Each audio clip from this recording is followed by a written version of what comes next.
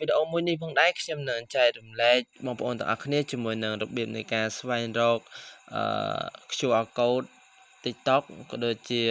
ស្វែងរកកន្លែង scan ឬក៏ចែករំលែកពាក់ព័ន្ធជាមួយនឹង QR code profile TikTok របស់បងប្អូនទាំងអស់គ្នា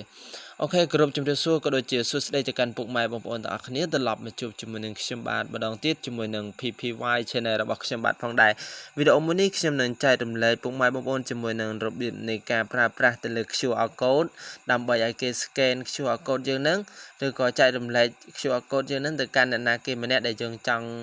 ឲ្យគេចូលមើល profile ឬក៏ចូលនៅក្នុង TikTok របស់យើងហ្នឹងហើយតាមរយៈការ scan ឬក៏តាមរយៈការប្រើប្រាស់ទៅលើ QR code ដូចគ្នាអូខេបងប្អូនទាំងអស់គ្នា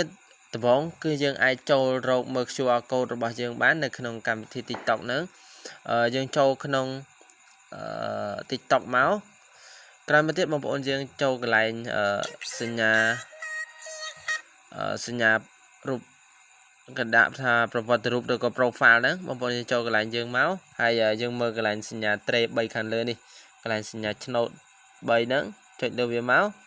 វានឹងលោតខាងក្រោមនេះបងប្អូនទាំងអស់គ្នាចុចថា QR code ខ្ញុំឬក៏គេដាក់ថា code QR ខ្ញុំចុចលើវាមកបងប្អូននេះជាអក្សរខ្មែរនៅពេលដែលចុចទៅវានឹង load QR code របស់យើងឬក៏ QR code profile របស់យើងតែម្ដងអញ្ចឹងនៅពេលដែលគ្នាយើងចុចទៅលើ QR code បែបនេះវានឹង load បង្ហាញ QR code នៅលើអេក្រង់ទូរស័ព្ទរបស់បងប្អូនទាំងអស់គ្នាបើសិនជាគ្នាយើងចង់ចែករំលែក QR code ហ្នឹងទៅកាន់អ្នកណាគេម្នាក់ឬក៏មិត្តភ័ក្តិយើងណាម្នាក់យើងចុចទៅលើកន្លែងចែករំលែកនេះមកហើយវានឹង load ហើយសម្រាប់ចែករំលែកតាម Facebook ឬក៏ Messenger Telegram ឬក៏ Instagram អីចឹងទៅគឺយើងអាចចែករំលែកបានអូខេបើសិនជាបងប្អូនយើងចង់ចែករំលែក QR code តាមរយៈកម្មវិធីផ្សេងៗទាំងអស់នេះគឺយើងអាចចែករំលែកបានឬក៏បងប្អូនយើងអាច scan នឹងឲ្យ scan QR code ដែលគេផ្ញើឲ្យយើងហ្នឹងឬក៏លក្ខណៈថាយើងចុច scan ណាបងប្អូនយើងនៅពេលដែលមានគ្នាយើងណាម្នាក់ដែលគេផ្ញើ QR code ឲ្យយើង scan ចង់ឲ្យយើងចូលមើល profile ឬក៏ចូលមើលវីដេអូដែលគេ post នៅក្នុង profile ហ្នឹងអញ្ចឹងគេផ្ញើ QR code ហ្នឹងមកឲ្យយើងគ្នាយើងអាច scan បាននេះកន្លែង scan បងប្អូនទាំងអស់គ្នាកន្លែងនេះគឺគ្នាយើងអាចចុចកន្លែង scan នេះទៅគឺយើងអាច scan បានហ្នឹងហើយយើងអាច scan QR code ឬក៏យើង save រូបភាពឬក៏ save QR code គេហ្នឹងមកដាក់នៅក្នុងទូរស័ព្ទយើងអាចចុចចូលចុចមកវានឹង load រូបភាពហើយបងប្អូនយើងចុចទៅលើរូបភាព QR code ទៅវានឹង load ចូលទៅក្នុង profile ដែលគេផ្ញើមកឲ្យយើងនឹងហើយអញ្ចឹង